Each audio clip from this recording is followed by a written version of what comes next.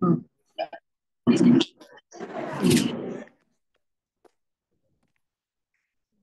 श्रीमन्नारायण।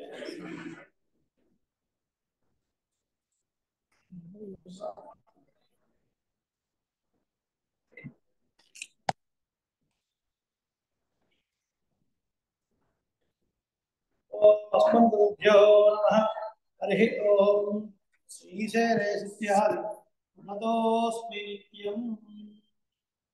जय श्रीमन्नारायण।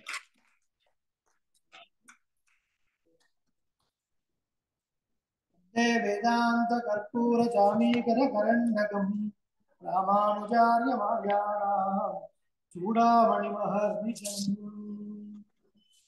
लीलातुङ्गस्तनगिरितटीसुप्तमुद्बोध्य पाराध्यं स्वं श्रुतिसरसिरसिद्धमध्यापयन्ति स्वोच्चिष्टायाः सजरिगृतं यावलाद् उच्चभुङ्क्ते गोदा तस्यै नाम इदमिदं भूय एवास्तु भूयः। श्रीविष्णुचित्तकुलनन्दनकल्पवल्लीं श्रीरङ्गराज हरिचन्दन योगदृश्या साक्षात् क्षमां करुणय कमलामिमान्या गोदावरण्य शरणं प्रपद्ये गोदावरण्य शरणं प्रपद्ये। अस्मद्गुरुभ्यो గోష్ఠిలో వేయించేసినటువంటి భావతత్వములకు భక్తులందరికీ కూడా స్వరూపానురూపంగా దాసాలు సమర్పిస్తూ అడిగే రామానుజదాస తిరుపావి దివ్య ప్రబంధం ధనుర్మాస స్తోత్రంలో మనం ఈ రోజున 13వ రోజులోకి అడుగుపెట్టాము. నిన్నటి రోజున 12వ పాశ్రం యొక్క ప్రతిపద అర్థాన్ని తాత్పర్యాన్ని సేవించాము. అందులో విశేషాలు ఏమున్నాయి అనేది ఈ రోజున మనం సేవించబోతున్నాం. ఈ రోజులో దాంట్లో విశేషాలు సేవించి అలాగే 13వ పాశ్రం యొక్క ప్రతిపదార్థాన్ని తాత్పర్యాన్ని సేవిద్దాం. ఈరోజు నిజంగా ఒక శుభదినం. అంటే ధనుర్మాసం అంతా కూడా ప్రతిరోజు పవిత్రమైన రోజు. ఈరోజు సుచిత్ర సర్కిల్ ఒక దేవాలయం గోదావరి హోమ్స్ అక్కడ ఉన్నటువంటి శ్రీ భూ సమేత వెంకటేశ్వర స్వామి సన్నిధిలో 15 మంది పండితుల చేత తిరుప్పావే సదస్సు కార్యక్రమం జరిగింది. దానికి అధ్యక్షత వహించిన వారు అక్కడ ప్రభుత్వం చెప్తున్నటువంటి వారు మీ అందరికీ సుపరిచితులు. మీరంటే వారికి ఇష్టం, వారంటే మీకు ఇష్టం. అలాంటి వారు శ్రీమాన్ ఉభయ వేదాంత డాక్టర్ మరిగంటి గుణశేఖరాచార్య స్వామి వారు, వారి అన్నగారు లక్ష్మణాచార్య స్వామి వారు, వారిద్దరు కూడా ఇక్కడ సేవించాలని చెప్పారు. ఇక్కడ ఉన్నటువంటి పెద్దలు దాసోహం సమర్పించడానికి దాసులు చెప్పారు. మీ అందరినీ అడిగినట్టు చెప్పండి అని చెప్పారు. మా అమ్మ పేరు గోదాదేవి, మా అమ్మ వారి ఇంటి పేరు మరింగంటి. ఆ సంబంధం చేత వారు మరింగంటి కావడం చేత వారి మామయ్యని పిలవడం దాసునికి. అలాగే లక్ష్మణాచార్య స్వామి వారి యొక్క శ్రీమతి పద్మ వారు మా మామగారు సాక్షాత్తు మేనకోడలు వరుస. సో అట్లా కూడా బంధుత్వం ఉంది. అలా వారి మామయ్యని పిలుస్తుంటారు. ముగ్గురిని మొదటి వారి పేరు తొందరపూడి ఆడవ అంటే లక్ష్మణాచార్య పేరు, రెండో వారు తిరుమలశే ఆడవ దేవాలయంలో ఉంటారు, మూడో వారు మీకు పరిచయమైనటువంటి కులశేఖర ఆడవ. వారి గురించి పరిచయం అక్కర్లేదు. అష్టావధాని, 2 చేతులతోని భగవన్మూర్తుల్ని డ్రా చేయగలిగినటువంటి సమర్థులు కదా. అన్నిటికన్నా మించి సహృదయం అంటే సౌమ్యంగా పాండిత్యం ఏముందండి, పాండిత్యం అన్ని దగ్గర ఉంది. అది కొలమాన కాదు కదా. ఒకరి గురించి మనం తలుచుకోవడానికి నిజంగా పాండిత్యమే కొలమానం అంటే ఇవాళ ఎంతోమంది పెద్దలు పాండిత్యంతో పాటుగా ఏమిటి గుబాళించాలి, వ్యక్తిత్వం కదా. ఆ సహృదయత అనేది ఈ వారిలో చాలా విశేషంగా కనబడుతుంది. అలాగే వారు శ్రీమదాచార్య స్వామి వారికి అండ్ భాస్కరాచార్య స్వామి వారికి వారి దాసవారు చెప్పుకున్నారు. ముందు అడిగినట్టుగా చెప్పుకున్నారు శ్రీమతి రామానుజాచార్య. ఆ సదస్సు అలా వైభవంగా జరిగింది ఇవాళ. అందులో రెండవ ప్రవాచకుడు దాసుడు 3-4 పాసురాలు చాలా కత్తి మీద సామాన్య ప్రవచనం. అది ఎందుకంటే 10 నిమిషాలు చెప్పాలి. 10 నిమిషాలు చెప్పాలి. మన ఉభయ వేదాంత పండితుల గొప్పతనం ఏమిటంటే ఒకటే టాపిక్ 2 నిమిషాలు చెప్పండి చెప్తారు, 3 నిమిషాలు అక్కర్లేదండి, 3 ముక్కలు చెప్పండి. గజేంద్ర మోక్షం అనే టాపిక్ ఉంది భాగవతంలో. వేద మోక్ష గురించి చెప్పాలంటే మరి చాలా సమయం పడుతుంది. చాలా సమయం పడుతుంది. కొంచెం షార్ట్ చేసి చెప్పండి అంటే ఒక 3 రోజులు చెప్పుకుందాం. ఇంకా షార్ట్ చేయండి ఒక 3 గంటలు. అంతా కూడా మా గోపిక లేదండి. 3 ముక్కలు చెప్పండి. ఎస్ చెప్తారు. మన వాళ్ళు చెప్తారంట. ఏం చెప్తారు? వారణ, కారణ, నారణ అయిపోయింది. మోక్షం వారణ, వారణం అంటే ఏది అనమాట. ప్రార్థించాడు. కారణం ఎవరు కారణభూతులో జగత్ కారణభూతులో వాడిని ప్రార్థించాడు. ఎవరు వచ్చారు? నారాయణ. నారాయణుడు వచ్చాడు, కాపాడాడు. అయిపోయింది మోక్షం. అయిపోయింది. 3 ముక్కలు అయిపోయింది. దీన్ని 3 గంటలు చెప్పొచ్చు, 3 రోజులు చెప్పొచ్చు, 3 నెలలు చెప్పొచ్చు, 3 సంవత్సరాలు చెప్పొచ్చు. కాలం అంతవరకు చెప్పొచ్చు. డెన్సిటీ అంటారు టాపిక్, క్వాంటం అంటారు. చాలా పెద్దలు సేవించుకోవడం. తిరుప్పావై ప్రబంధంలో అమ్మ ఏం చెప్పింది అనే విషయం అన్నింటినీ కూడా సారంగా అంత ఒక చోట ఒకటే రోజు 2-3 గంటల్లో అనుభవించి, అంటే కలిసి ముద్ద అంటే చూసారా స్నానం చేసి అట్లా జరిగింది కాలక్షేపం. దానికి ఇంకా ఒక గొప్ప విశేషం ఏమిటి అంటే ఈరోజు సభకి శ్రీమన్ ఉభయ వేదాంత పరకాల స్వామి వారు వచ్చేసారు. పరకాల స్వామి వారి పేరు ఇందులో కొంతమందికి పరిచయం. వారి గురించి 2 మాటలు చెప్పుకొని మనం ప్రారంభం చేద్దాం. వారి తండ్రి గారు యామనాచార్యులు గారు తిరుమలలో వేంచేస్తున్నారు. పాంచరాత్ర పండితులు, మహా గొప్పవారు. తిరుమలలో ప్రతి ఒక్క ఉత్సవము, ప్రతి కార్యక్రమం వారి యొక్క ఆధ్వర్యంలో జరుగుతూ ఉండేది.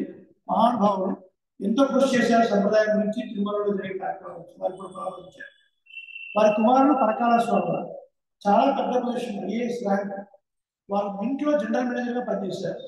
మన చిన్నప్పుడు 10 రూపాయల నోట్లు, 50 రూపాయల నోట్లు వారి సంతకం ఉంటుంది, కేకే పరకాల అని. ఎంతమంది చూసారో గుర్తులేదు. అందరు మహానుభావులు, చాలా సంప్రదాయం.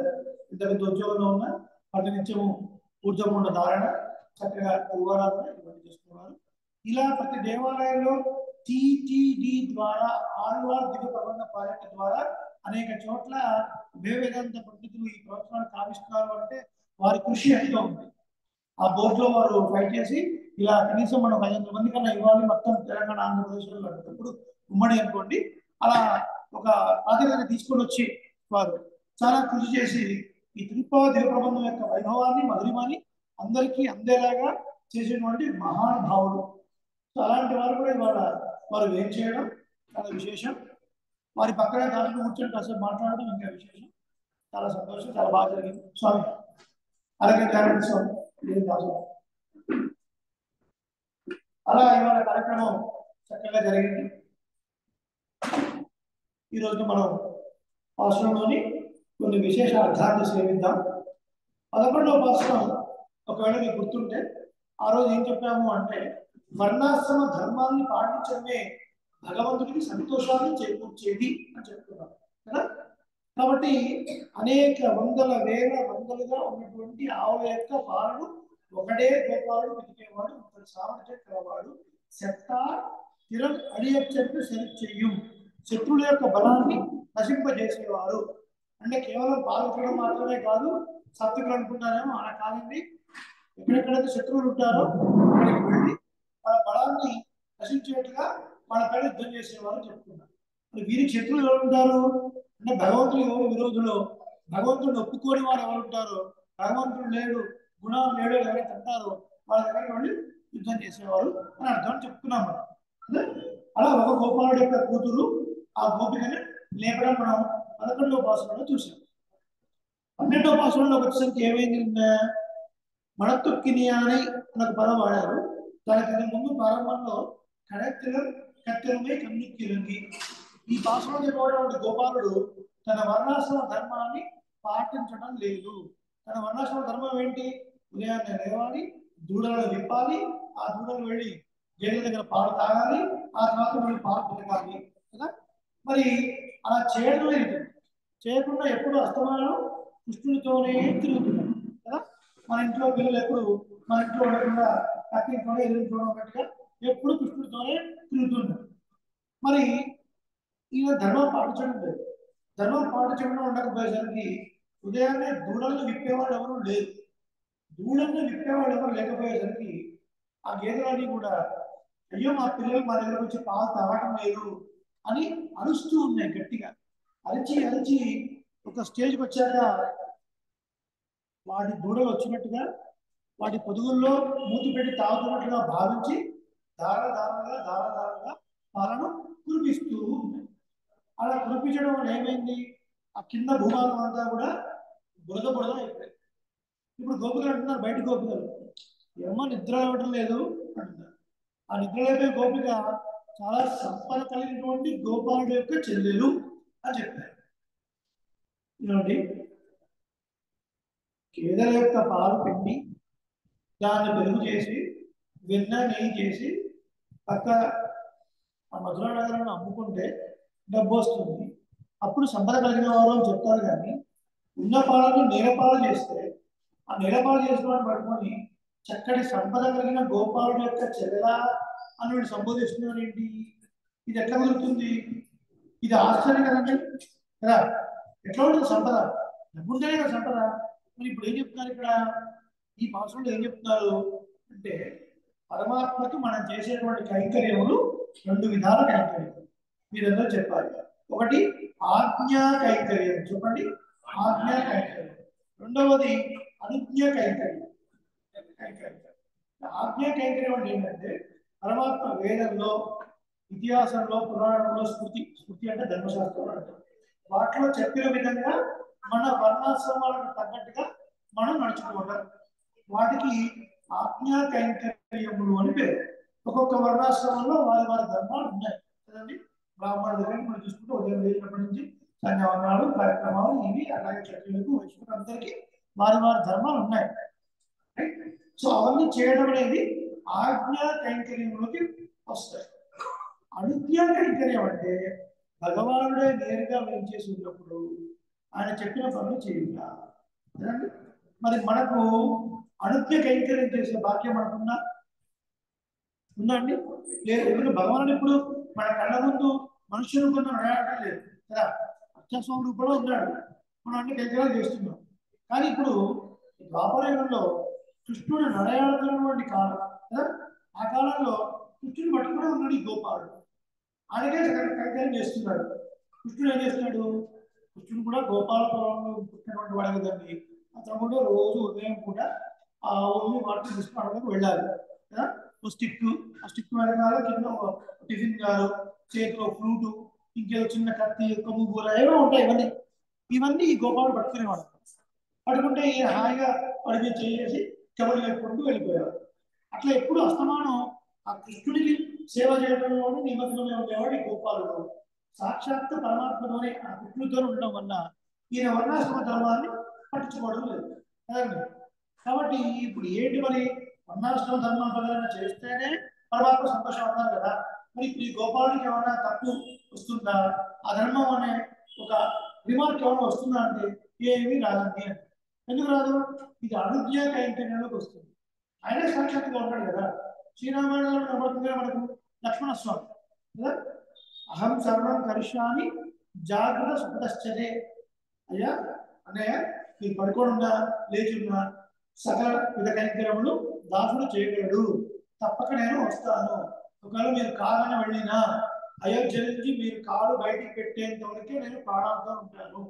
ఆ తర్వాత జరామత్స్య వివోద్భూతం, నీటిలోంచి తీసివేసిన చెరుకులను బయటికి పడేస్తే మొప్పలకు తడి ఉన్నంత కాలం ఎలా గిలగిల కొట్టుకొని మరణిస్తుందో అలా నేను మరణిస్తాను అని చెప్పాడు. సో అది సాక్షాత్తుగా పరమాత్మ నేను. మరి శ్రీరాముడు మీరు పరిశీలిస్తే చాలా చోట్ల రాముడు సంజ్ఞానం చేసిన, అగ్నిహోత్రం చేసిన కనబడుతుంది. లక్ష్మణ స్వామి స్పెసిఫిక్గా ఎక్కడ చెప్పరు. ఎందుకంటే అంటే పక్కన సాక్షాత్ పరమాత్మ దగ్గర ఉన్నాడు కాబట్టి ఆయనకు చేసినా చేయకపోయినా దోషమేమి అంటారు. ట్రాఫిక్ పోలీసు నాకు అర్థం కావడం. ట్రాఫిక్ పోలీసు విధి ఏంటి? కూడలో నిలబడి ఆ ట్రాఫిక్ని కంట్రోల్ చేయాలి. ఇప్పుడు ఆయనకు డ్యూటీ డీజీపీ ఇంటి దగ్గర పడింది, డీజీపీ సెక్యూరిటీ దగ్గర పడింది. అక్కడ నుంచి టైం ఇప్పుడు ఉండాల్సిన అవసరం లేదు. చాలా మంది ఉంటారు, ఆయనకు కావాల్సిన టైంలో ఆ ఇంట్లో వెళ్ళి మీరు కాఫీ నచ్చుకొని రావచ్చు. ఇప్పుడు ఆ ట్రాఫిక్ డ్యూటీ మారడం వల్ల ఆయన దోషం వస్తుందా? రాదు. ఎందుకు? ఆయన రిపోర్టింగ్ బాస్ ఎవరు ఉన్నారో ఆయన ఇంటికే కావాలా డైరెక్ట్గా ఆయన దగ్గర పనిచేస్తున్నాడు. ఇప్పుడు ఆయన డ్యూటీ ఒప్పుకోవడం వల్ల వచ్చే నష్టమేం లేదు, ఆయనకు వచ్చే రిమార్కు ఏం లేదు, అవసరమైన ప్రమోషన్ వస్తుంది. కాబట్టి ఇక్కడ గోపాలుడు అనుజ్ఞా కైంకర్యం సాక్షాత్తు ఈయనతోనే ఉండి కైంకర్యం చేస్తున్నారు కాబట్టి ఈయనకి ఏం దోషం ఉండదు. మరి ఇలాంటి వాళ్ళు చేయవలసిన కర్మను మానేస్తే దోషం రాదంటున్నారు కదా, దీనికి ఏమైనా ప్రమాణం ఉందా అంటే ధర్మశాస్త్రంలో ప్రమాణం ఉంది. ఏమిటది అంటే భగవత్ కైంకర్యంలో నిమగ్నమై ఉంది వారు చేయవలసిన ధర్మంలో ఒకవేళ చేయడానికి కుదరినప్పుడు వారి పని చేయడం కోసం త్రిస్రకోటి మహర్షయ TISRA తిస్రకోటి మహర్షయ 3 కోట్ల మంది మహర్షులు వీరు చేయాల్సిన పని వాళ్ళు చేస్తూ ఉంటారు. శ్రీరంగనాథుడు కైంకర్యంలో నిమగ్నమై ఉన్నారు. పరాశర భట్టర్ వారు 859 years ago సాయంకాలం అవుతుంది. పక్కన స్వాములు వచ్చారు. పరాశర భట్టర్ వారే సాయంకాలం అవుతుంది సంధ్యావందనం ఉన్నారు. పరాశర భట్టర్ వారిని ఏ సంధ్యావందనమో నీకు నమస్కారం అన్నారు అని వాళ్ళ పని వాళ్ళు తీసుకుంటున్నారు. నువ్వు సంధ్యావందనం చేయలేదు పరాశర భట్టర్ వారు, మరి కలిగే దోషమే లేదు. ఇలాంటి వారు కైంకర్యంలో ఉండి మానేస్తే ఆ పని చేయడం కోసం సంకల్పం చేయడం కోసం 3 కోట్ల మంది మహర్షులు ఉంటారు. ఇది ధర్మశాస్త్రం చెప్తుంది. బద్దకించి మానేస్తే చేయరు, పరమాత్మ కైంకర్యంలో ఉంటారు. అప్పుడు ఇప్పుడు ఈ గోపాలుడు పరమాత్మ కైంకర్యంలో ఉంటారు కదా. అన్ని సంపదల్లోకెల్లా పరమాత్మను సేవ చేయడము, ఆయన దగ్గరగా ఉండడము అనేది గొప్ప సంపద అని మనం చెప్పుకున్నాం కదా. నిన్నటి రోజు కూడా 3 ఉదాహరణలు చెప్పుకున్నాం కదండి. ఏం చెప్పుకున్నాం? లక్ష్మణం లక్ష్మీ సంపన్న, సతు నాగవర శ్రీమాన్, అంతరిక్ష గత శ్రీమాన్ అని 3 ఉదాహరణలు. ఒక లక్ష్మణ స్వామి గురించి, ఇంకొకటి గజేంద్రుడి గురించి, ఇంకొకటి విభీషణుడి గురించి కదా. వీళ్ళు ముగ్గురు గురించి వీళ్ళు శ్రీమంతులు శ్రీమంతులు శ్రీమంతులు అని చెప్పారు. ఏమిటి శ్రీమంతము అంటే ఏ రోజైతే పరమాత్మని ఆశ్రయించాలి అని బుద్ధి కలుగుతుందో, ఏ రోజైతే పరమాత్మను ఆశ్రయించి ఆ గుణాలను ఈడు పడతామో ఆ రోజు నుంచి మనందరం కూడా శ్రీమంతులు అడుగుతాం. అందుకని మొట్టమొదటి వాస్తవంలోనే మానవుల తింగళ్ మతి నిరైత నన్నాడాల్ నల్ నాడ్ ఆడ్ 3 పదాలు కలిగి నన్నాడాల్ ఆ గొప్పగాల ఇది మంచి రోజు. వాస్తవానికి ఏది మంచి రోజు? ఏ రోజు మనం పరమాత్మకు అనుగుణంగా వెళ్తామో అది మంచి రోజు అని వర్ణాశ్రమ ధర్మాలు పాటించినటువంటి ఒక గోపాల గురించి చెప్తున్నారు. ఇంకా చెప్పుకున్నా మనకి ఏదైనా ఒక కరెక్ట్ అయ్యే ఎగ్జాంపుల్ చెప్తే తప్ప మనకు అర్థం కాదు కొన్ని విషయాలు. 2 ఎగ్జాంపుల్స్ చెప్తున్నాం. ఒకటి శ్రీరామాయణం గురించి, రెండవది భాగవతం అని చెప్తున్నాం. చూడండి, దశరథ చక్రవర్తి 353 మంది భార్య, 3 పట్టమహిషులు. పట్టమహిషి అని అర్థం ఏంటి? తనతో పాటుగా సింహాసనం మీద కూర్చోగలిగేటువంటి అధికారం కలిగినటువంటి వారు. మిగతా 350 మంది భోగభక్తులు అంటారు. అంటే దండనాయకత్వం క్షత్రులకు అలా ఉండొచ్చు ఆ కాలంలో. మన దాని గురించి పెద్ద వరి అవసరం లేదు. అలాగే అంతమంది భార్యలు నాకు ఒక్కరితోనే ఆగమవుతుంది. మనం దాని గురించి పెద్దగా ఆలోచించాల్సిన పని లేదు. మనకు ఉన్నారు, అంతమంది భార్యలు ఉన్నా కూడా సంతానం లేదు. దానికోసం ఏం చేశారైనా పుత్ర కామృష్టి చేశాడు. చేస్తే ఏం చేశాడు పరమాత్మ? యజ్ఞవర స్వామి వచ్చాడు, యజ్ఞమూర్తి వచ్చాడు, ఒక పాశం ఇచ్చాడు, 3 భార్యలు పుచ్చుకున్నారు, 4 సంతానం. బాగుంది.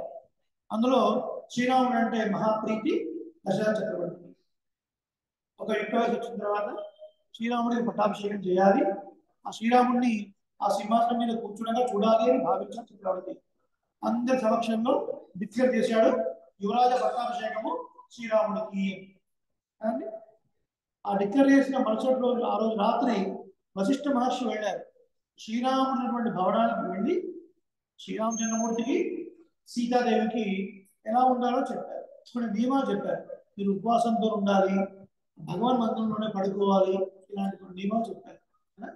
ఇది ధర్మశాస్త్రం ప్రకారంగా చాలా నియమాలు ఉంటాయి. సో అందుకని మన ఇంట్లో వ్రతం చేసుకున్నా కూడా రేపు రోజు మన ఇంట్లో ఏదైనా వ్రతము అంటే ముందు రోజు మన బ్రహ్మచర్యాన్ని పాటించాలి, పవిత్రంగా ఉండాలి. చాలా నియమాలు చెప్పాడు. తెల్లవారి రామచంద్రమూర్తి భవనానికి వెళ్ళాడు. వెళ్ళేసరికి సిచ్యువేషన్ ఎట్లా ఉంది అక్కడ? కైకేయి మందిరంలో దశరథ చక్రవర్తి ఉన్నాడు, ఆ మంచం మీద కూర్చొని ఉన్నాడు, జుట్టంతా వెరబోసుకొని ఉన్నాడు, కిరీటం కింద పడిపోయింది, కళ్ళన్నీ లోపలికి వెళ్ళిపోయాయి, కళ్ళు ఎర్రగా ఉన్నాయి, చూడడానికి చాలా దీనంగా ఉన్నాడు దశరథ చక్రవర్తి. ఎందుకంటే దీనంగా ఉన్నాడు? అంత ముందు రోజు రాత్రి కైకేయి పలుమార్లు ప్రార్థించాడు. పలుమార్లు ప్రార్థించి ఆఖరికి కాళ్ళు కూడా పట్టుకున్నాడు. కైక భరతుడికి పట్టాభిషేకం కావాలంటే చేస్తాను, కానీ శ్రీరాముడిని మాత్రం నా కంటి నుంచి దూరం చేయకు, శ్రీరాముడు నా నుంచి దూరం వెళ్ళిన మరుక్షణం నేను బతకలేను అంటాడు. కానీ కైకేయి మొండి పట్టుబట్టింది, నాకు ఈ 2 వరాలు ఇచ్చియే తీరాలి. మీరు లాజికల్ గా ఆలోచిస్తే భరతుడు కైకేయి కొడుకు, తనకి ఎప్పుడో వరాలు ఉన్నాయి.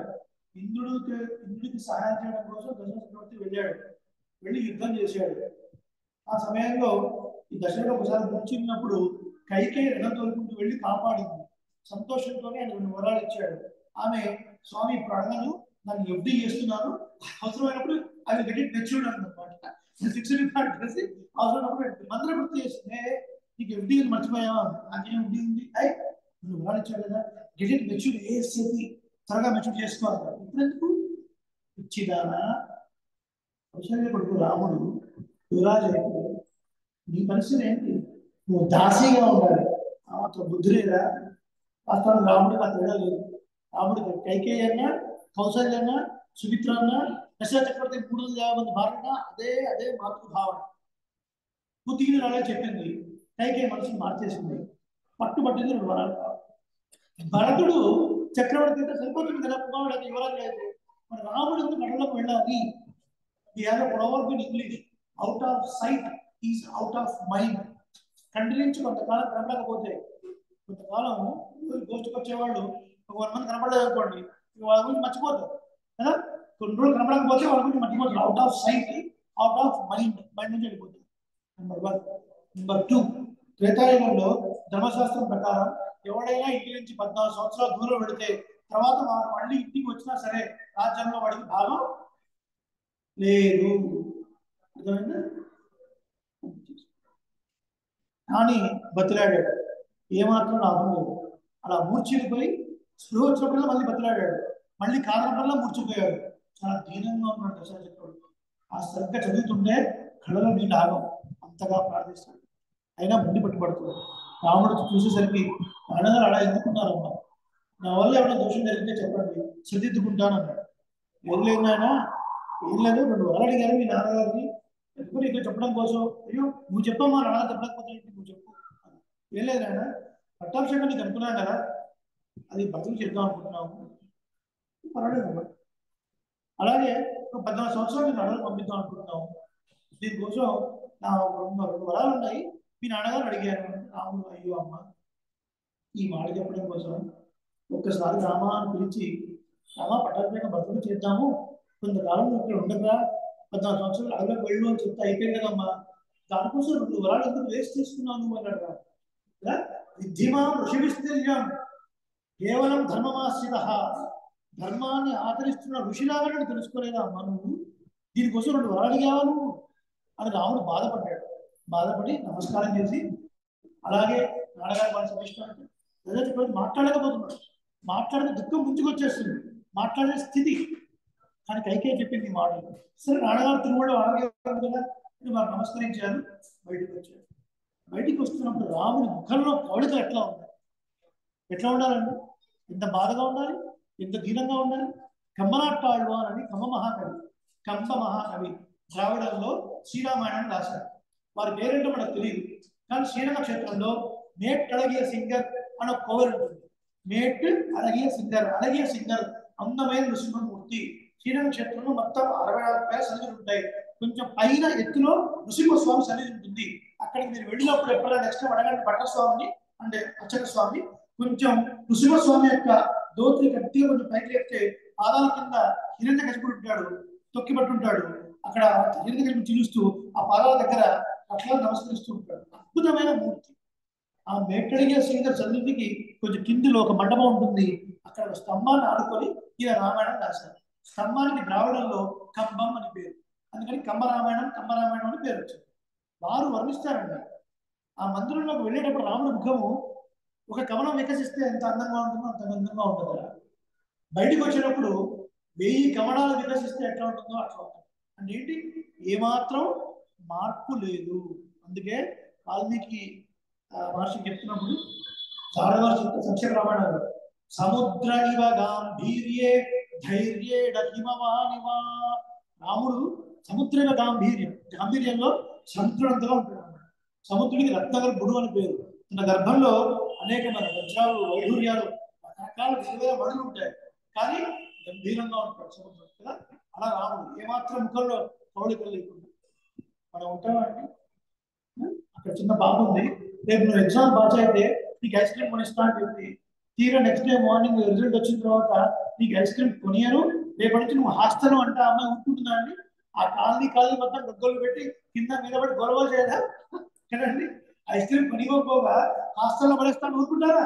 మరి ఇప్పుడు రాముడికి పట్టాభిషేకం చేయిస్తా అని చెప్పి పట్టాభిషేకం లేకపోమని అలా పంపిస్తాను ఊరుకుంటారండి? విద్ధిమా ఋషిభిస్తుల్యం కేవలం ధర్మమాశ్రిత. ధర్మాన్ని ఆచరిస్తున్నటువంటి ఒక ఋషిలాగా తెలుసుకోమా, నాకు కోరికలు లేవు, నేనుగా పాలించాలని. నేను పాలిస్తే కూడా మనసును పాలిస్తే కూడా సంతోషం సంతోషం సంతోషం అన్నాడు. అది రాముడు. మరి రాముడు దూరం చేసుకున్నాడండి. సుమంత్రుడు చెప్పాడు, ఆ రథం వెళుతున్నప్పుడు దశరథుడు సుమంత్రుడు ఎట్లైనా రాముడు బయటికి తీసుకురా ఎలాగైనా సరే వనవాసం చేయకుండా నువ్వు మనసు మార్చి తీసుకొని రాని కింద పడి దొర్లి ఇచ్చాడు దశరథుడు. దొర్లి రాముడు దూరం చేసుకుంది వెళ్ళాడు. అంటే ఆ రథం వెళుతుంటే కొంత సమయం వరకు ఆ గుర్రపు డెక్కల చప్పుడు, కొంత దూరం వెళ్ళిన తర్వాత ఆ గుర్రం రథం కొంత దూరం వెళ్ళిన తర్వాత ఆ రథం నుంచి తెలిసినటువంటి దుమ్మే మొత్తం దుమ్మే కనపడిందట. ఆ దుమ్ము కనపడుతుంది. అదే నేను కింద పడి దొర్లి ఏడుస్తున్నాను దశరథుడు. ప్రియాచరణ వెళ్ళి అద్భుతంగా వ్యాఖ్యానం చెప్తారు. అయోధ్యలో ఎందుకంత దుమ్ము లేచిందండి అంటే, అయోధ్య ఒక స్త్రీ రూపాన్ని ధరించి తన కొమ్ముని సిగ్గుతో కప్పుకున్నట్టుగా ఉందట. భూమి మీద లేచినటువంటి దుమ్ము ఎట్లా ఉందట అంటే, ఒక స్త్రీ సిగ్గుతోని తన కొమ్ముని కప్పుకున్నట్టుగా ఉందట. ఎందుకు? శ్రీరాముడు లేని అయోధ్య నా ముఖాన్ని ఎలా చూపించండి? ఇంత అద్భుతమైన వ్యాఖ్యానం అండి. ఎట్లాంటి కంపారిజన్! అయోధ్యని స్త్రీలాగా మార్చి స్త్రీ సిగ్గుతోని కొమ్ము కప్పుకున్నట్టుగా ఆ దుమ్ములు ఏమడం అనేది, రాముడు లేని అయోధ్య నేను ఎలా మొహం చూపించుకోను అని సిగ్గుతోని కవిటకం కప్పుకున్నట్టుగా ఉందట. అంతగా దుమ్ము లేదు. అలా వెళ్ళింది. 2 days తర్వాత సుమంత్రుడు వచ్చాడు. దశరథ చక్రవర్తి ఆశలు ఎదురుస్తున్నాడు. సుమంత్రుడు ఏదో చెప్పే ఉంటాడు, రాముడు ఖచ్చితంగా వస్తాడు. ఖాళీ రథం వచ్చింది, సుమంత్రుడు వచ్చాడు. సుమంత రాముడు వచ్చాడు. వెంటనే ప్రాణాన్ని విడిచేశాడు. ప్రాణం వచ్చేసి ఏం తెలుసుకోవాలి? కైకేయికి ఎప్పుడో మాట ఇచ్చాడు. ఆ మాట నిలబడటం కోసం సాక్షాత్ ధర్మమైనటువంటి రాముడిని వదిలేశాడు. కైకేయికి ఇచ్చిన మాట ఆభాస ధర్మంలాగా కనపడేది. ఆ మాట నిలబెట్టుకుంటే ఎంత, నిలబెట్టుకోకపోతే ఏంటంటే సాక్షాత్ రామో విగ్రహం అని ధర్మ కదా. మూర్తిగా ధర్మస్వరూపుడు రాముడి పక్కన ఉండగా నువ్వు ఎప్పుడో ఇచ్చిన మాట నీకు ఉంటే ఎంత, లేకపోతే అది గమనించుకోలేక రాముడు అడలకు పంపి తన ప్రాణాన్ని కోల్పోయాడు. ఇది శ్రీరామాయణంలో విషయం. ఎంత బాధ అనిపిస్తుందని దశరథ చక్రవర్తి నడుచుకుంటే పేరు వచ్చేట్లే. ఇప్పుడు కాసేపు నవ్వుతుంది. ఇప్పుడు మనం భాగవతంలో కూడా భాగవతం మన హీరో శ్రీకృష్ణుడు ప్రతిరోజు ఏదో ఒక గుడికి చేస్తాడు. నందగోపాలుడు యశోదలు పొద్దున్న వేస్తే ఒక పెళ్లి పట్టుకొని ఉంటారు.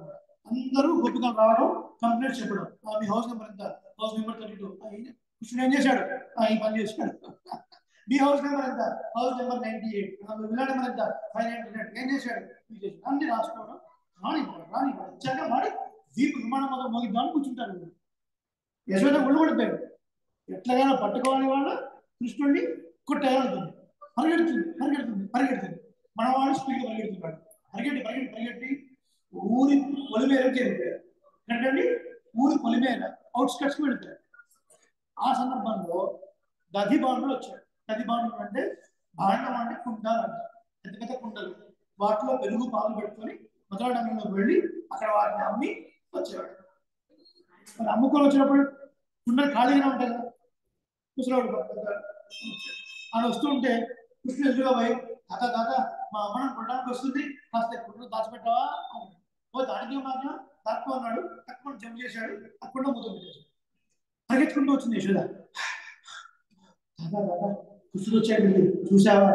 కృష్ణుడా ఎవరమ్మా? అందంగా ఉంటాడు, నిమర్పించే ఉంటుంది, పచ్చ పీతామని పట్టుకుంటాడు, పని ఎర్ర సాల్వా వేసుకుంటాడు. అలాంటి నేను చూడలే కానీ నాకు అక్కడేమో శబ్దం వస్తుందమ్మా. అవునా? పరిగెట్టేస్తాడు యశోద. అక్కడ ఉన్నాడు, పరిగెట్టేస్తాడు. కుటుంబంలో ఉన్నాడు మనవాడు. విడిపోయిందా మా అమ్మ? తాత మా అమ్మ విడిపోయింది. వెళ్ళిపోయింది. మూర్తివా కాసేపు కాసేపు కొంచెం మాట్లాడుకుందాం. Let's speak something. ఏం మాట్లాడుతున్నాను ఏం మాట్లాడుతున్నది ఏంటి? నేను ఎవరిని? వ్యాపారం. ఎలా లాభం లేకుండా వ్యాపారం చేస్తాం మనం. సంస్కృతంలో సుభాషితం ఉంది, ప్రయోజనం అనుదృశ్య నా మందోవి ప్రవర్తతే. ప్రయోజనం ఆశించకుండా ఎప్పుడు ఏ పని చేయడు. ఆఖరికి ఒక మందబుద్ధి గలవాడు. మందబుద్ధి గలవాడు అంటే మన లాంగ్వేజ్ చెప్పుకోండి, ఎడ్డివాడు అంటే చూసారా? ఎవరికి ఎడ్డివాడు? ఆ ఎడ్డివాడు కూడా గోడ మీద కూర్చొని ఇట్లా ఇట్లా ఊపుకుంటూ కాళ్ళు ఊపుతున్నాడు అంటే దాంతో ఏదో ప్రయోజనం ఉంది. అలా కాళ్ళు ఊపడం వల్ల వాడికి ఏదో హాయి కలుగుతుంది. అందుకనే వాడు పని చేస్తున్నాడు. ఇది చెప్తున్నా ఈ మాట అంటే ఎవడైనా సరే ఏ పని చేసినా ప్రయోజనం లేకుండా ఏ పని చేయడు కదా. తెలుసు కదా, మనం వ్యాపారం కదా. సంథింగ్ నాకు ఒకటి కావాలి, నువ్వు ఇవ్వాలి అని. సరే సరే అడుగు, ఏం కావాలో ఇస్తాను. పాలా పెరుగా? పాలు పెరుగు నాకెందుకయ్యా, నేనే వాడు రోజు అమ్ముకుని వచ్చేవాడిని. కృష్ణ నాకు మోక్షం కావాలి అని ఏమన్నాడు? కృష్ణ నాకు మోక్షం కావాలి. మోక్షం మోక్షం నా చేతిలో ఎక్కడుంది? మోక్షం యక్షం నాకు తెలియదు. తలుపు తీయ బయటకు వస్తాను. మూత గీత నాకు తెలియదు. నేను ఇవ్వను, తలుపు తీయను, మూత తీయను. ఏదైనా మోక్షం గురించి నాకే తెలుసా? మోక్షం నీకు ఇచ్చేవాడిని అంటే మా అమ్మకు భయపడి నేను ఎందుకు బయటకు వస్తాను చెప్పి. మా అమ్మకు భయపడి నేను అడిగి కుండలో కలుపుకున్నాను కదా. ఈ కథ నాకు చెప్పొద్దు. నువ్వు మోక్షం ఇచ్చేవాడే నాకు తెలుసు. నువ్వు మోక్షం ఇస్తానంటేనే నీ కుండ మూత తీస్తాను. మోక్షం ఈక్షం జాంతా నై, మూత గీత జాంతా నై. ఇది అలా డిస్కషన్ జరిగింది కాసేపు. ఆ తర్వాత నా చేతిలో నువ్వు భ్రమపడుతున్నా ఎవరిని చూసి, నువ్వే నిన్ను సంహరించడానికి వచ్చినటువంటి కూతురు కూడా మోక్షాన్ని ఇచ్చా. స్థలాల్లో విషయాన్ని నింపుకొని పాలిత్యవరంలో వచ్చినటువంటి కూతురకే మోక్షం ఇచ్చిన వాడు శకడాసురుడు అందరికి ఇచ్చావు కదా. నాకు కూడా నేను పరమాత్మ నేను కాపాడాను కదా, నాకు ఇచ్చే తీరాల్సింది అన్నాడు. సరే ఏం చేయాలి? ఇక వాదన చాలా ఎక్కువైపోతుంది. ఈయన అన్నాడు, ఊపిరి రావట్లేదయా, నాకేమన్నా అయితే నీకే అబద్ధం అవుతుంది అన్నాడు. నీకేమైనా అవుతుందా? నీ ప్రాణం పోతుందా? అందరికీ ప్రాణం నువ్వే కదా, అందులో ఉన్నవాడు నువ్వే కదా, అందరికీ ప్రాణం నువ్వే. నీ ప్రాణం పోతుంటే నేను నమ్మాలా? ఇష్టం అంటే నేను గుర్తు ఇస్తాను. నువ్వు ముందు చెప్పలే కదా, నువ్వు ముందు అడగలే కదా, నువ్వు ముందు అడగలే కదా. నీ ముందు అవసరం నీది కాబట్టి దాచిపెట్టాను. ఇప్పుడు మూత తీయాలి, అవసరం నాది కాబట్టి నా డిమాండ్ ఫుల్ఫిల్ చేస్తానంటే నేను ముద్దు ఇస్తాను. మా అబ్బాబు ఊపిరి రావట్లేదా, తీయవయా మూత. తీసేశాడు, బయటకు వచ్చాడు. మోక్షం ఇస్తాను అన్నాడు. వెంటనే సాష్టాంగం చేసే చదివాడు. సాష్టాంగం చేసి, కృష్ణ నీ దగ్గర నుంచి మోక్షం తీసుకుందామన్నాయా, తాపత్రయపడింది. ఏం పర్వాలేదు. కృష్ణుడు లోపల ఉబ్బి తప్పిపోతున్నాడు. కృష్ణుడు లోపల ఆనందానికి అవధులు లేవు. అంత ముందు యుగంలో రాముడిగా పడితే ఎవరు? మా నాన్న దశరథ చక్రవర్తి, the one who is capable enough to drive the chariot in 10 directions. 10 direction లో రథం నడిపేవాడు. ఆయన గురువు ఎవరండి? ఇక్ష్వాకు వంశ కులగురువు వశిష్ఠుడు, సాక్షాత్తు ప్రజాపతి. ఆ వశిష్ఠుడి దగ్గర చదువుకున్నాడు. ఏం జ్ఞానం అనిపింది కదా. సాక్షాత్ ధర్మమైనటువంటి రాముని పక్కన పెట్టుకొని ఆభాస ధర్మమైనటువంటి కైకే వరాలు ఇప్పుడు నేను నోరు పుస్తకం కూర్చొని ఉంటే లేకపోతే లేదంటే వచ్చే నష్టమేంటి కదా. కాబట్టి ఎప్పుడు వచ్చిన మాట కోసము ఆ ధర్మం పెట్టుకొని ధర్మపాసేన సంయత అంటే రాముడు ధర్మం కూడా తాడు చేత కట్టబడ్డాడు, దశరథ చక్రవర్తి. అలా ఆభాస ధర్మంలాగా ప్రకాశించడానికి కోసం సాక్షాత్ ధర్మాన్ని వదిలిపెట్టుకొని ప్రాణం కోల్పోయాడు. ఈ గరిబాండు ఎవరండి? కుండలలో పెరుగు పాలు అమ్ముకునేవాడు. ఇలాంటి వాడు ఏం చదువుకున్నాడు? శాస్త్రాన్ని. ఏ శాస్త్రం చదువుకోలేదు, కానీ సాక్షాత్ ధర్మం కృష్ణ పరమాత్మను తెలిసి మోక్షాన్ని అడిగాడు. ఎంత గొప్పవాడు కదా. దీన్ని బట్టి చెప్పండి, ఇన్ని శాస్త్రాలు చదువుకోవడం వల్ల ఎవరిని ఉపయోగం ఉంటుందా? శాస్త్రం చదువుకోవడం ఉపయోగం రావాల్సింది ఏంటండి? పరమాత్మ మనం చెందిన వాళ్ళము, ఆయన ఐక్యం లభించడము, ఎప్పుడు ఆయనతో పాటు ఉండాలి అని ఎవరిని కోరుకోవాలి. దానికే మోక్షం అని పేరు కదా. నువ్వేం చేస్తావు నాకు తెలియదయా. పురుషులు అంటారు, దిగువా భూవా నరకాంతకు ఇక్కడ పుట్టిస్తావా, నరకంలో పుట్టిస్తావా, ఇగిలో పుట్టిస్తావా, దోమ పుట్టిస్తావా నాకు తెలియదు. నువ్వు ఎట్లా పుట్టించు, నీకు అంకర్యంలో ఉండాలి, నీకు సేవ చేస్తూ ఉండాలి. నువ్వు ఎట్లా పుట్టించు. నేనేమో అడగడానికి మోక్షమే కావాలి, వైకుంఠంలో రావాలి, నీకు ధూమాఘ్రాయాలి అని ధూమం ఇయ్యాలి. ఎందుకయ్యా నాకు? నువ్వే జన్మ పుట్టిస్తా జన్మ పుట్టించు, కానీ నీతో ఉన్న సంబంధం మాత్రం పోనీయకుండా ఉండు. చూడు, నీకు ఐక్యరాన్ని మాకు దూరం చేయకూడదు. మరి ఇంకా చదువుకున్న దశరథ చక్రవర్తికి ఆ జ్ఞానం లేకపోయింది కదండి రాముడి గురించి. అప్పటికొచ్చి చెప్పాడు కదండి విశ్వామిత్రుడు, అహం వేది మహాత్మానం రామం సత్య పరాక్రమం. సిద్ధాశ్రమంలో యాగం చేస్తున్నాడయ్యా, రాముడు పంపించండి అంటే, చిన్నవాడు ఆయన పిల్లవాడిని పంపించండి అంటే, నీకు తెలియదయ్యా, నువ్వు కుమారుడు రూపంలో చూస్తున్నావు కానీ అహం వేత్మి, I know who is Rama, రామం సత్యపరాక్రమం, సాక్షాత్ రాముడు పిల్లవాడు కాదు అని చెప్పినా కూడా రాముడి గురించి తెలుసుకోకుండా రాముడిని అడవులకు పంపించాడు. ఆయన ధర్మాన్ని పట్టుకొని సత్యవాస పరిపాలన అనుకున్నాడు, ప్రాణాలను కోరుకుంటున్నాడు. ఈ దదిబాండుడు పచ్చి అబద్ధం ఆడాడు. అవునా కదండి? దదిబాండుడు అడగండి, పచ్చి అబద్ధం. కృష్ణుడు గుండెలో పెట్టుకొని ఇక్కడ నేను అక్కడ ఉన్నాడని చెప్పాడు. వీడికేమో మోక్షమా, ధర్మంలో ఉంటేనేమో ఆయనకేమో నరకమా, స్వర్గంలో నరకం ఒకటే కదండి. రావణుడు యుద్ధం అయిపోయిన తర్వాత శంకరుడు బ్రహ్మ వచ్చి రాముడితోని భగవాన్ నారాయణ శ్రీమాన్ తత్వం సమర్పించి, అదో స్వర్గంలో ఆ ఎదురు పక్కన మీ నాన్నగారనే అని చెప్తారు. స్వర్గంలో శరీరం మారిపోతుంది కాబట్టి ఇక్కడ మీ నాన్నగారు అంటే సంతోషపడతారు. ఈ విషయం చెప్తున్న పరాశర పట్టిన వారి శిష్యులు అడిగారు, ఏమండి సాక్షాత్తు రాముడి యొక్క తండ్రి దశరథ చక్రవర్తి కదా, ఆయనకు మోక్షం రాలేదా, స్వర్గమైన ఆఫ్టర్ అంటే ఆయన అసలు ఇంకా ఆ స్వర్గం రావడమే ఎక్కువ, అసలు ఆయన నరకమే రావాలి కానీ ఏదో రాముడు తండ్రి కదా బాగుంటుంది అని స్వర్గం వచ్చాడు తప్ప అని చెప్తారనమాట. దీన్ని బట్టి ఏమర్థం అవుతుంది మనకి అంటే అబద్ధం ఆడితే మోక్షమా, అబద్ధం సత్యం అంటే నరకమా, ఏం చెప్పుకోవాలి?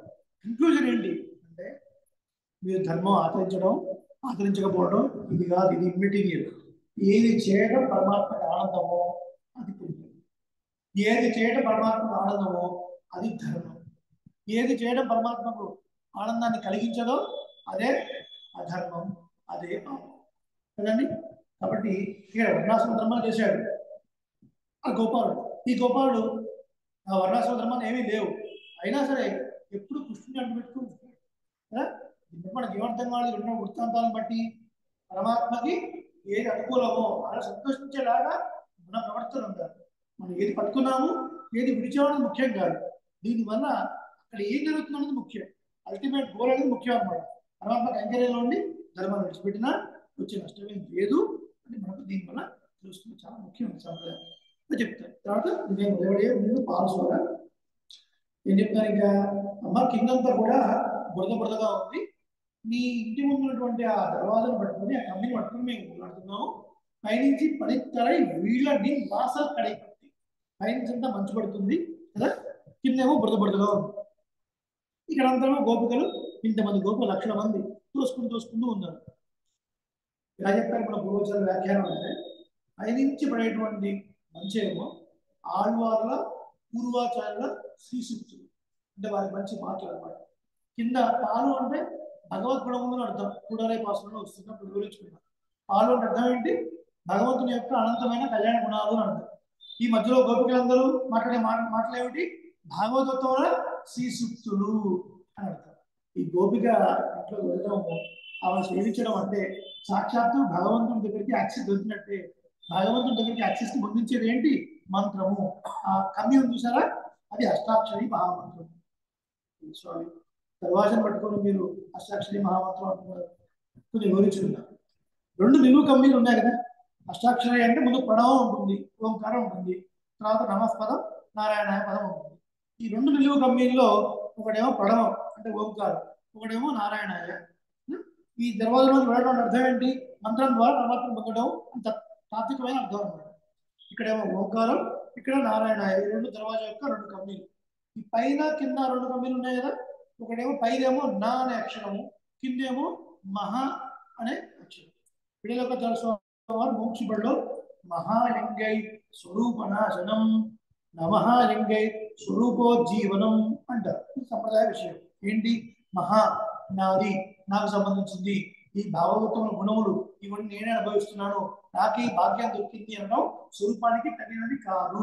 నమః నాకు చెందింది కాదు, ఇది నా సంతోషం కోసం కాదు, ఇది పితృ సంతోషం కొరకు, ఇది భగవాను సంతోషం కొరకు. నేను ఏ పని చేసినా భగవంతుడు పెద్దలు ఆచార్యులు సంతోషిస్తారన్న భావంతో చేయడము, ఇది నాది అనుకోకపోవడము, 10 మందితో కలిసి ఉండాలి అనుకోవడము నమః సూచిస్తుంది. కాబట్టి ఈ ద్వారం దగ్గర ప్రార్థిస్తున్నారు అంటే ఏంటి, స్వరూప జ్ఞానం కలిగినటువంటి ఆ గోపికలు లేపుతున్నారు అని. ఇది కొంచెం తత్వపరంగా ఉంది కాబట్టి కొంచెం కరెక్ట్ కావడం ఇబ్బంది కాబట్టి ఎగ్జాంపుల్ చెప్తున్నా. సుందరకాండలో ఎగ్జాంపుల్ మనందరికీ తెలుసు, సీతాదేవి అశోకవనంలో ఉంది, సింసుప వృక్షం కింద. ఆమెని చూసి ఆమె యొక్క క్షేమవార్త రాముడికి, రాముడి క్షేమవార్త సీతాదేవికి అందించిన వాడు స్వామి హనుమ. స్వామి హనుమ సంప్రదాయంలో ఆచార్య స్వరూపము. సీతాదేవి జీవాత్మ ప్రతీక, శ్రీరాముడు శ్రీమన్నారాయణుడు పరమాత్మ ప్రతీక. ఈ పరమాత్మ విశేషాలు జీవుడు చెప్పాలన్నా, జీవుడి విశేషాలు పరమాత్మ చెప్పాలన్నా మధ్యలో ఆచార్యుడు. ఆ ఆచార్య స్థానమే స్వామి హనుమ.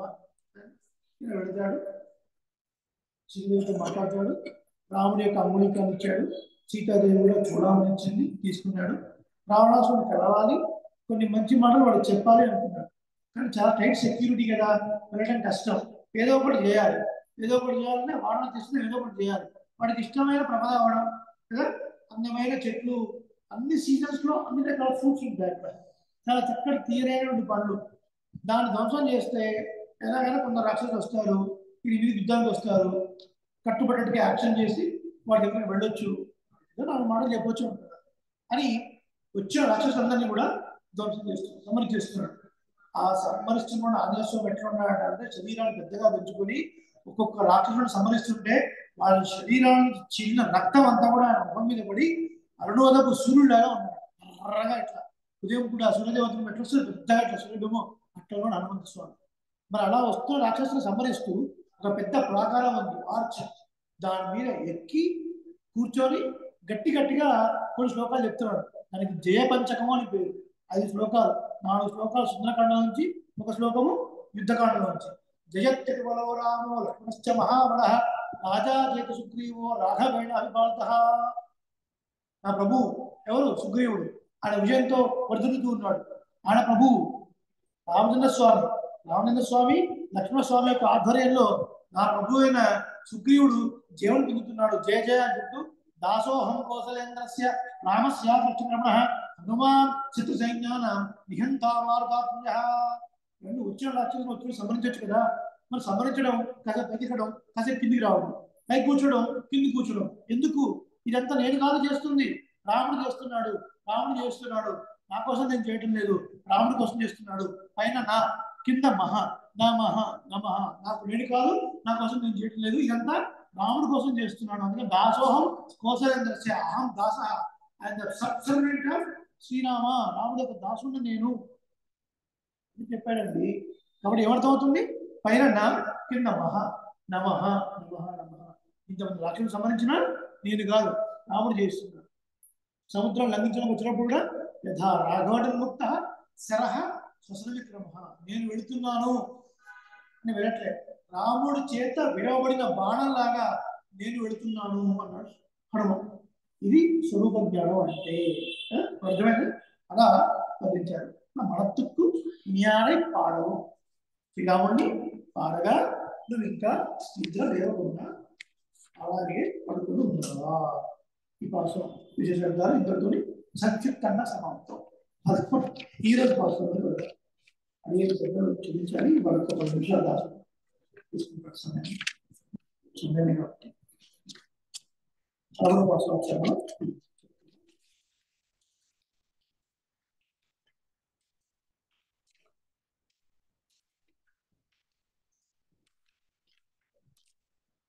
உள்ளின் வாய் மீண்டானை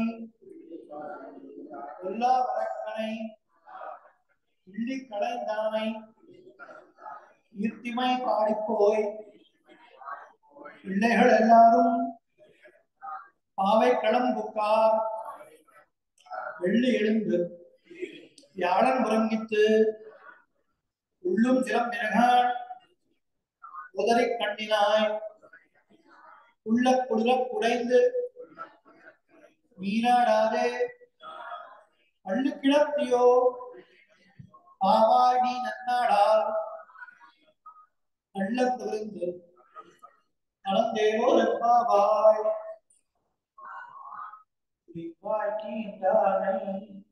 பொருளாவரக்கனை கிள்ளி களைந்தானை கீர்த்திமை பாடி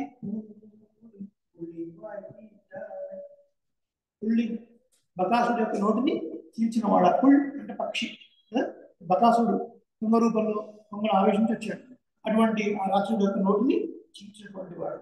అలాగే వల్లావరక్కనే దుష్టుడైనటువంటి ప్రభు రావణాసుడు కిళ్ళి కళంగానే కీర్తిని పాడిపోయి, అటువంటి రావణాసుడు యొక్క 10 తలలు గిల్లి పారేసినటువంటి రామచంద్రుడి కీర్తిని పాడుతూ పోతున్నారు.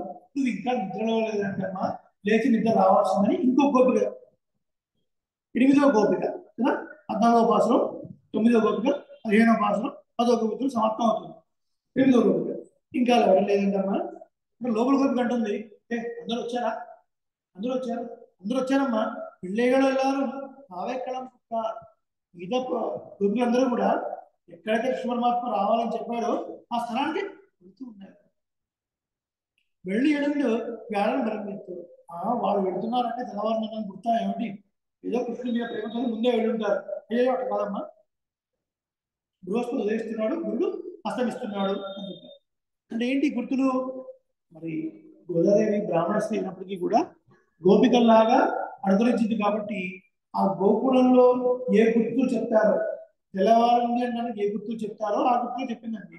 చుక్క పొడిచింది అంటారు చూసారా, పూర్వకాలంలో పల్లెటూరులో వ్యవసాయాలు చెప్పారు, చుక్క పొడిచిందని సాయంత్రం అయిపోయింది, మళ్ళీ చుక్క పొడిచిందని పొద్దునైంది అర్థం అనమాట. సో అట్లా గుర్తులు చెప్తున్నారు.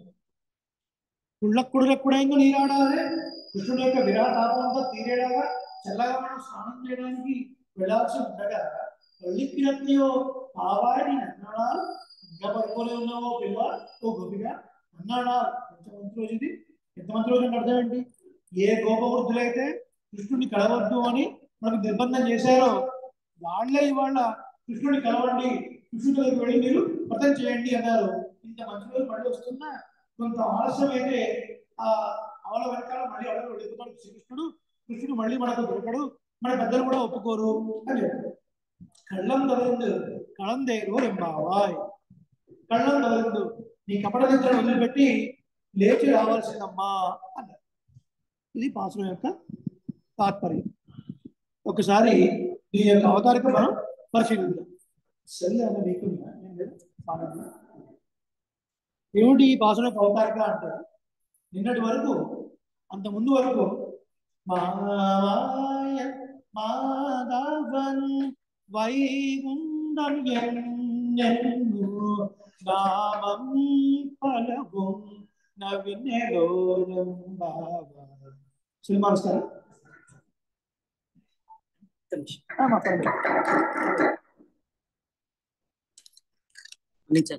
పర్వాలేదు.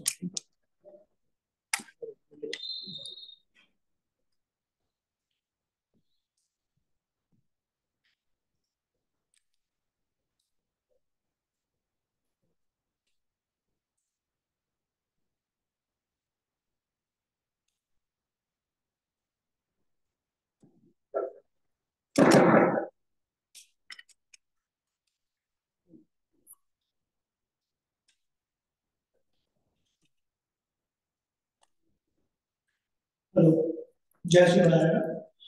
మామాయ మాధవన్ వైగుండం అని ఇన్ని రకాల పాడి సడన్ గా ఈ రోజున తక్కువని రూపం తీసుకొని మనకు ఇయ్యాలి, మనసుకు ఇంపైన వాడు, మనసుకు ఆహ్లాదాన్ని చేకూర్చేవాడు, మనసుకు ఇష్టమైన వాడు అని రాముడిని పాడారు. ఈ లోపల మొత్తం గోకులంలో కళకళం కళకళం జరిగింది. ఆ ఉన్న జ్ఞానం అంతా కూడా గోపిక జ్ఞానం 2 వర్గాలు విడిపోయారు. ఏంటంటే మన దగ్గర కృష్ణ భావనలు ఉండగా ఇప్పటిదాకా కృష్ణుని కీర్తించి సడన్ గా మీరు రాముని కీర్తిస్తున్నారేంటి అని. మరి రాముని కీర్తిస్తే తప్ప అని కొంతమంది. వీళ్ళిద్దరి మధ్య కొంచెం వాదపోదాలు స్టార్ట్ అయ్యారు. రాముడు గొప్ప, కృష్ణుడు గొప్ప అని. ఎందుకన్నారు ఈ మాట? నేను మనం చెప్పుకున్నాం కదా, వెంగళిన్ వరుత్తం అరియాద పెరుమాన్ కృష్ణుడు కదా, స్త్రీల యొక్క బాధ తెలియనటువంటి వాడు శ్రీకృష్ణుడు. కానీ రాముడు సీతాదేవి విరహాన్ని భరించలేక తన మీద ఏళ్ళు బాగుతున్నా, పాములు బాగుతున్నా, ఇంటింట్లో దోమలు కొడుతున్నా కూడా ఏమాత్రం స్పృహ లేకుండా సీతా సీతా సీతా అని ప్రవరించాడు. అంత రెస్పెక్ట్. అందుకనే ఆయనకి ఏంటి పేరండి? మర్యాద పురుషోత్తముడు అని పేరు. మర్యాద పురుషోత్తముడు అని పేరు. ఈ కృష్ణుడు ఎలాంటి వాడంటే ఆల్రెడీ గాయమై మనం ఉంటే అక్కడ కాస్త ఉప్పు కారం చల్లేవాడు, కాస్త ఉప్పు కారం చల్లి ఇంకా మంటపెట్టేలా చేసేవాడు అనమాట. సో దీన్ని ఎలా తీసుకోవాలి అంటే నహి నిందా న్యాయం అని అంటారు. సంస్కృతంలో కొన్ని న్యాయాలు ఉంటాయి. న్యాయము అంటే ఒక వాక్యంలో ఉన్న పదాల యొక్క పొందికను అర్థం చేసుకోవడం కోసం అర్థం చేసుకునే ఒక ప్రక్రియకు కొన్ని న్యాయం ద్వారా చెప్తారు. సాక్షి న్యాయము ఇలాంటి న్యాయాలు ఉంటాయి. అందులో నహి నిందా న్యాయం అంటే ఇక్కడ ఇలా చెప్పడము కృష్ణుడు తక్కువ చేసి చెప్పడం కాదండి. రాముడిలో విశేషాలు చెప్పడం, ప్రత్యేకంగా చెప్పడం అంటే తాత్పర్యము అని. కాబట్టి స్త్రీల హృదయం తెలిసిన వాడు శ్రీరాముడు కదా. కాబట్టి చూసే వాళ్ళ యొక్క కంటిని, దృష్టిని, మనసును నాగేవాడు. మనస్సుకు కంటికి ఇంపైన వాడు, కృష్ణుడు కంటికి మాత్రం ఇంపైన వాడు. కాబట్టి ఇప్పుడు ఇద్దరి మధ్యలో కొంత వాదాలు ఏర్పడ్డాయి. రాముడు గొప్ప అంటే కొంతమంది కృష్ణుడు గొప్ప అని, ఏం తప్ప అని. ఇప్పుడు గొడుగులు ఏం వాదిస్తున్నారంటే, ఏమంటారా, త్రేతాయుగంలో అందరూ ఏ నామాన్ని చెప్పారు? త్రేతాయుగంలో రామనామాన్ని చెప్పారు. వాల్మీకి మహర్షి చెప్తారు, రామో రామో రామో నామైతి. అది ఎక్కడ చూసినా రామనామమే. అయోధ్య వాసులందరూ కూడా ఏ చిన్న దేవాలయం వెళ్ళినా కూడా రాముడు బాగుండాలి, రాముడు బాగుండాలి, రాముడు బాగుండాలి. రాముడికి ఏం కాలేదు, రాముడు బాగుండాలని మంగళాశాసనం చేసేవారు. అంత ప్రీతి రాముడు అంటే కదా. మరి త్రేతాయుగంలో ఎవరైనా కృష్ణనామాన్ని చెప్పారా? చెప్పలే కదా. మరి మనం ఎక్కడున్నాం? ద్వాపరయుగంలో ఉంది. ఎవరు కృష్ణుడు? సాక్షాత్తు మన కోసం వచ్చిన వాడు కదా. ఏష నారాయణ శ్రీమాన్ క్షీరార్ణవ నికేతన నాగ పర్యంతం ఉత్సృత్య నాగతో మధురాపురి. ఆ నాగపర్యంతాన్ని వదిలిపెట్టి ఇక్కడికి వచ్చాడు కదా, మనలో ఒకటిగా ఉన్నాడు కదా, మనల్ని రక్షిస్తూ ఉన్నాడు కదా, అడుగు ఉన్నాడు. ఇప్పుడు అలాంటి కృష్ణనామాన్ని మనం చెప్పకుండా మీరు రామనామాన్ని ఎందుకు చెప్తున్నారు? త్రేతాయుగంలో ఎవరు చెప్పారు కృష్ణనామాన్ని? చెప్పలేదు కదా. మరి మీరెందుకు కృష్ణుడు రామనామాన్ని చెప్తున్నారు? మా రాముడు పితృవా పరిపాలన దక్షుడు. ఒక్క మాట అంటే విశ్వామిత్ర మహర్షిని వెనక వెళ్ళిపోయాడు. ఒక్క మాట కోసం అడలో వెళ్ళిపోయాడు. ఏం గొప్ప మీ రాముడు, గొప్ప, ఇంత గొప్ప. ఎప్పుడు విన్నాడు మీ రాముడు మాట? చెప్పండి. 12 ఏళ్ళు 14 ఏళ్ళు వచ్చిన తర్వాత విశ్వామిత్ర మహర్షి వచ్చి అడిగితే అది కూడా అడిగించుకొని వశిష్ఠ మహర్షి ఓకే అంటే అప్పుడు పంపించాడు. మా కృష్ణుడు చూసారా, పుట్టడమే కారాగారంలో పుట్టాడు. సమద్భుతం భారత అంబుజక్షిణం కదా, చతుర్భుజాలతో పుట్టాడు, పట్టు పీతాంబరాలతో పుట్టాడు. ఆది కమలలో చతుర్ముఖ బ్రహ్మ, ఇక్కడ ఏంటి మహాలక్ష్మి అమ్మవారు వస్తుమణితో పుట్టాడు. పరత్వాన్ని చూస్తూ పుట్టాడు. పుట్టగానే ఎందుకు ఉజ్జదాయుధం? ఉజ్జదాయుధం అంటే ఆ శంఖాన్ని చక్రాన్ని, ఆ చక్రం ఎట్లా పట్టుకున్నాడంటే సాధారణంగా స్ట్రేట్ గా పట్టుకున్నాడు అనుకోండి, పరమాత్మ ఎవరికో ఒక అనుగ్రహం ఇచ్చాడు. కొంచెం క్రాస్ గా పట్టుకున్నాడు అనుకోండి, ప్రయోగించడానికి వీలుగా అనమాట. జస్ట్ కంసులో వస్తే కూడా ఇలా విశేషాలు పట్టుకున్నాడు, అలా పుట్టాడు పరమాత్మ. కానీ పుత్ర వ్యామోహం చేత మీ మేనమామ దుర్మార్గుడురా, వాడు వస్తే నిన్ను ఇలా పట్టుకోలేడు. కాబట్టి ఆయన జాతోసి దేవదేవేశ శంఖ చక్ర గదాధర. ఓ దేవదేవుడా, ఓ స్వామి, శంఖ చక్రాలతో పుట్టావు, ప్రసాదేన ఉపసంహర, మా మీద ప్రీతితో, మా మీద కరుణతోని ఆయన ఉపసంహారం చేసుకుని ఆయన ఆ 4 చేతుల్ని అంటే బహువ ప్రాకృత శిష్యుడు. వెంటనే ఆ 4 భుజాలు ఉపసంహరించి 2 భుజాలతో చిన్నపిల్లవాడని చెప్పాడు. అయిపోయి ఇక్కడ ఉన్న నీకు కష్టము, నువ్వు అక్కడికి వెళ్ళాల్సిమా అంటే అర్ధరాత్రి కూడా కనీసం ఒక సెలబ్రేషన్ లేదు, పుట్టినట్టుగా వాట్సాప్ లో మెసేజ్ లేదు, ఓ కేక్ కటింగ్ లేదు, ఓ కర్నాస్ లేదు, ఓ కాజు పత్రి లేదు, ఓ సేమియా పాయసం లేదు, ఏమీ లేదు కదా. పుట్టగానే నీకు ఇట్లా ప్రమాదం ఉంది, నువ్వు వెళ్ళాలి. ఓకే నాన్నగారు వెంటనే ఇక్కడ వచ్చి కూర్చోలే అన్నారు. ఎప్పుడైతే కృష్ణ పరమాత్మ ఆలోచించాడో, పరమాత్మ కృష్ణ కలిగితే అనేక జన్మల్లో ఉంటే పాపాసి దగ్ధమైపోతుంది. చేతులకు కాళ్ళకు కూడా సంఖ్య ఎంత పాటు వెళ్ళిపోయాయి. ఈయన పుత్ర వ్యామోహం అంటే మా పుత్రుడు అనుకుంటాడు తప్ప పరమాత్మ అన్న ఉద్దేశం లేదు. వ్యామోహం అట్లాంటిది. ఏం చేస్తామని ఆ బుక్కులో తీసుకుంటున్నాడు, ఆ బయటికి వెళ్ళాడు. అర్ధరాత్రి కూడా మేఘాలు ఇలా మెల్లగా ఉరుకుతుంటాయి. గట్టిగా ఉరకట్లేదు, గట్టిగా ఉరికితే కంసులు ఎక్కడ వేస్తాడు, అది కూడా మెల్లగా ఉరుకుతున్నాయి. పైనుంచి వర్షం పడుతుంది. వసుదేవుడు అనుకున్నాడు వర్షం పడుతుందేమో, కలుస్తాడేమో అని చూస్తే పైన ఆదిశేషుడు సహస్ర ప్రణామాన్ని పడుతుంటాడు, దానిపైన గరత్మంతుడు. ఇంత రాత్రి కూడా అష్టమి తిథిలో అసలే సుడుగుతుంది యమున. ఇలా వెళ్ళారండి వసుదేవుడు. ఎక్కడ లైటింగ్ ఎక్కడ ఉందండి అంటే సహస్ర ప్రణామాలతో ఆదిశేషుడు యొక్క కన్నులే 1000 వాట్స్ ఎదుగు దొరుకులాగా. సో అలా వెళ్ళాడు. ఆ యమున ఈయన వస్తున్నాడు అని చెప్పి దారి చేసింది. మోకాళ్ళ వరకే ఉన్నాయి, మోకాళ్ళ వరకే ఉన్నాయి. జుషాకులం, నానార్థ జుషాకులం సుడుతూ ఉంటుంది. అనేకమైన క్రూరమైన జంతువులు ఉంటాయి అందులో, కానీ ఎవ్వరు ఏమి హాని చేయలేదు. ఇంతవరకు మాత్రమే నీళ్లు. ఒక్క చోట యమున కొద్దిగా పైకొచ్చి ఇక్కడ దాకా వచ్చి వసుదేవుడికి ఇక్కడ దాకా వచ్చి ఒక్కసారి కనిపించింది యమున. ఆ యమున దాటాడు. దాటిన తర్వాత యమున స్త్రీ రూపాన్ని ధరించి వసుడు నమస్కారం చేసి, వసుదేవా మనం భయపడ్డావా? ఎందుకమ్మా భయం అంటే, మీరు నది దాటుతున్నప్పుడు ఒక క్షణం ఇక్కడ దాకా వచ్చాను కదా, అట్లా మీకు ఏమైనా ఇబ్బంది కలిగిందేమో. సాక్షాత్ పరమాత్మ విష్ణు పరమాత్మ వచ్చారు కదండి, మీరు గుట్టలో మోస్తున్నారు, ఆయన బుద్ధి బుద్ధి పాదాలు కింద వేలాడుతున్నాయి. ఒక్కసారి పాదాలను సేవించాలని అనిపించింది, అందుకని పైదాకా వచ్చింది. అంతేగాని మిమ్మల్ని భయపెట్టడానికి కాదు అండి. నాకే భయం అమ్మా. వ్యక్తిలో పరమాత్మ ఉన్నవాడికి సముద్రంలో దిగితే ఏం భయం అండి? ఆయన పరమాత్మ ఏం చెప్తుంది వృత్తాంతం? పరమాత్మ శిరస వహిస్తే, పరమాత్మ ఒకసారి నమ్ముకుంటే ఏ కష్టాలు ఏమీ చేయలేవు. అది భయపడి వెళ్ళిపోవాల్సింది తప్ప అది మనల్ని చేయలేదు. పెద్ద పర్వతం వచ్చి ఢీకున్నా అది ముక్కలు కావాల్సిందే తప్ప మనకి ఏం కాదు. అది అలా కృష్ణుడు మరి పుట్టగానే మాట విన్నాడా లేదా? మీ వాడేమో 12 ఏళ్ళు వచ్చిన తర్వాత మాట విన్నాడు, మా వాడేమో పుట్టగానే విన్నాడు. ఎవరు గొప్ప? ఆ తర్వాత మళ్ళీ భగవాన్ రాముడు లేదా పురుషోత్తముడు తెలుస్తూనే ఉంది అమ్మా. కోరి వచ్చిన భగవాను ముక్కు చెవులు కోసి చూపడం లాంటి వచ్చింది. ఎట్లా ఉంటుందంటే ఈ రాక్షస ప్రవృత్తి ఏంటంటే ది బెస్ట్ ఎక్కడ ఉంటుందో అది నాకు కావాలి. దిస్ ఇస్ కాల్డ్ రాక్షస ప్రవృత్తి కదండి. ఎవరి దగ్గరైనా ఏదైనా మంచి వస్తువు ఉందంటే అది నా దగ్గర ఉంటే బాగుంది అనుకుంటే తప్పు లేదు, ఏమాత్రం తప్పు లేదు. నేను కష్టపడి దాన్ని సంపాదించుకోవాలన్న బుద్ధి ఉండాలి తప్ప బలవంతంగా లాక్కోవాలి అన్నారు. ఆ బలవంతంగా లాక్కునే బుద్ధికే రాక్షస బుద్ధి అని పేరు కదా. మరి ఇప్పుడు రాముడు మోహన రూపాయి కదండి. పురుషులకే మొహాన్ని చేకూర్చేవాడు, పురుషులు కూడా మొహాన్ని చేకూర్చేవాడు.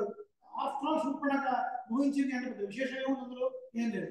ఈమె కామరూపి. అసలు శూర్పణఖ ఎట్లుందంటే మొత్తం రాగి కలర్ జుట్టు, కాపర్ కలర్ జుట్టు వేసుకొని చూడడానికి అందరూ విధానంగా ఉంటుంది. కానీ ఏంటి, కామరూపణ ధరించబడింది. ఇప్పుడు వాల్మీకి మహర్షి వర్ణిస్తూ ఆమె జుట్టు ఎట్లా ఉన్నదంటే ఆ వెంటనే మొత్తం కూడా కాపర్ కలర్లో ఉన్నాయి, రాగి కలర్లో. చూడడానికి ఏమాత్రం బాగాలేదు. ఈ కాపర్ కలర్ ఎట్లుంటుందంటే మీకు డౌట్ వస్తుంది. కాపర్ కలర్ ఎట్లా ఎవరికైనా ఉంటుందా? హెయిర్ మీకు ఎగ్జాంపుల్ చెప్తే మీరు ఈజీగా అర్థమవుతుంది. ఒక ఫంక్షన్ నడుస్తుంది, ఆ రోజు మన కజిన్స్ అందరూ వస్తున్నారు. ఏ కజిన్స్?